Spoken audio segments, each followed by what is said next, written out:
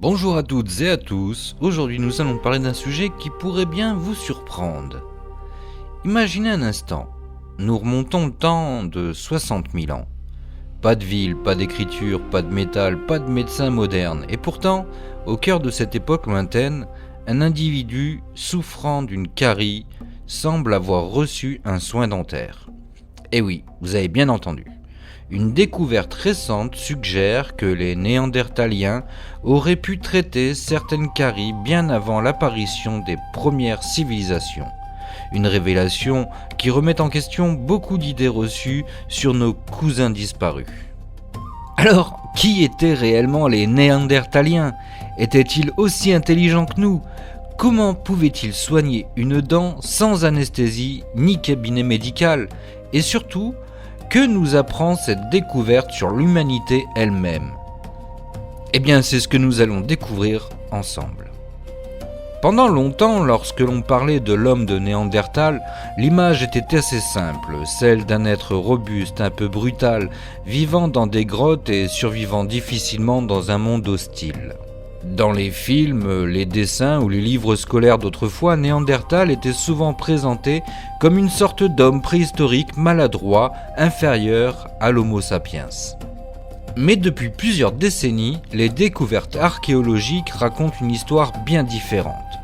Nous savons aujourd'hui que les Néandertaliens enterraient leurs morts. Ils fabriquaient des outils sophistiqués, ils maîtrisaient le feu, ils chassaient en groupe, ils adaptaient leurs techniques aux environnements les plus difficiles. Et surtout, ils prenaient soin les uns des autres.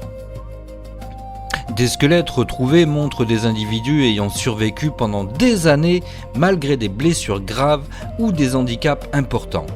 Certains avaient perdu l'usage d'un membre, d'autres souffraient de fractures importantes.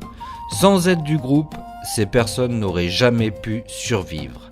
Cela signifie qu'il existait déjà des formes de solidarité, d'entraide et probablement même de compassion. Mais revenons à notre histoire de dents. Lors de l'étude d'une molaire néandertalienne vieille d'environ 60 000 ans, des chercheurs ont observé quelque chose d'étrange. La cavité causée par la carie ne semblait absolument pas naturelle. Les parois présentaient des marques particulières, compatibles avec l'utilisation répétée d'un outil pointu. Autrement dit, quelqu'un aurait volontairement gratté ou nettoyé la zone infectée. Mais alors pourquoi faire ça ? Eh bien, la réponse est très simple. Une carie peut être extrêmement douloureuse.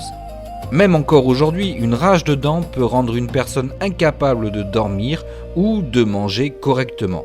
Alors imaginez un instant cette douleur dans un monde où il n'existe aucun dentiste. Si quelqu'un avait trouvé un moyen, même rudimentaire, de nettoyer une dent malade pour soulager la souffrance, cela aurait représenté une avancée considérable. Essayons d'imaginer la scène. Nous sommes dans un campement préhistorique. Le froid règne à l'extérieur.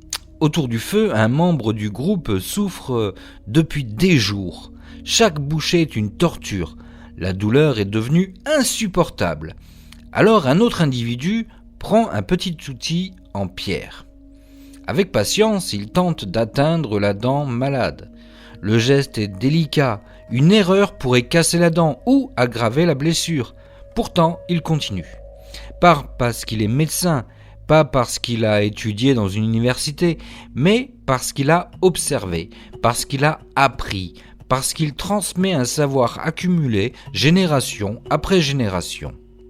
Alors oui, cette scène n'est peut-être qu'une hypothèse, mais elle illustre parfaitement ce que les scientifiques commencent à comprendre.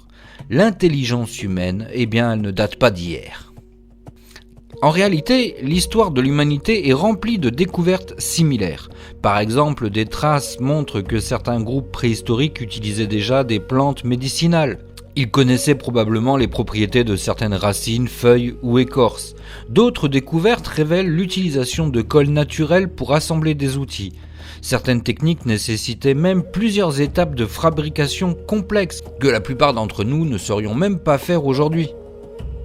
Nous avons souvent tendance à croire que l'intelligence apparaît soudainement avec les grandes civilisations. Pourtant, eh bien non, elles existent depuis bien plus longtemps que ça. elle prend simplement des formes différentes. Une question se pose alors.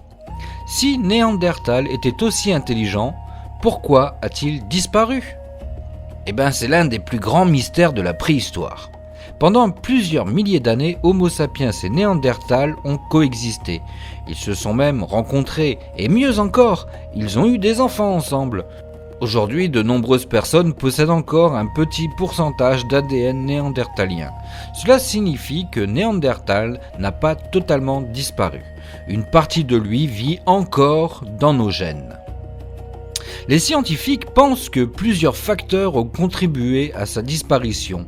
Changement climatique, concurrence pour les ressources, faible population ou encore assimilation progressive par Homo sapiens. Mais aucune explication unique ne fait consensus. Ce qui est certain en revanche, c'est que chaque nouvelle découverte nous oblige à revoir notre jugement. L'histoire de Néandertal en est un excellent rappel. Nous avons souvent tendance à sous-estimer ceux qui sont différents de nous. Nous imaginons facilement que le progrès suit une ligne droite. Les anciens seraient moins intelligents, moins capables, moins avancés. Or, la réalité est beaucoup plus nuancée. Les Néandertaliens n'avaient pas nos ordinateurs, nos voitures ou nos satellites. Mais ils possédaient autre chose. Une connaissance profonde de leur environnement, une capacité d'adaptation extraordinaire, et peut-être même des savoirs médicaux bien plus développés qu'on ne le pensait. Alors la prochaine fois que vous entendrez quelqu'un utiliser l'expression « homme des cavernes » pour désigner quelqu'un de peu intelligent, souvenez-vous de cette histoire. Souvenez-vous qu'il y a 60 000 ans, dans un monde sauvage et dangereux, des êtres humains étaient peut-être déjà capables de soulager une rage de dents. Et honnêtement, quand on a déjà souffert d'une carie, on sait que ce n'est pas un petit exploit. Si ce voyage dans le passé vous a plu, partagez-le autour de vous. L'histoire de l'humanité réserve encore d'innombrables surprises et chaque découverte nous rappelle à quel point nos ancêtres étaient bien plus fascinants qu'on ne l'imagine. Merci d'avoir suivi cet épisode et quant à moi, je fonce chez le dentiste.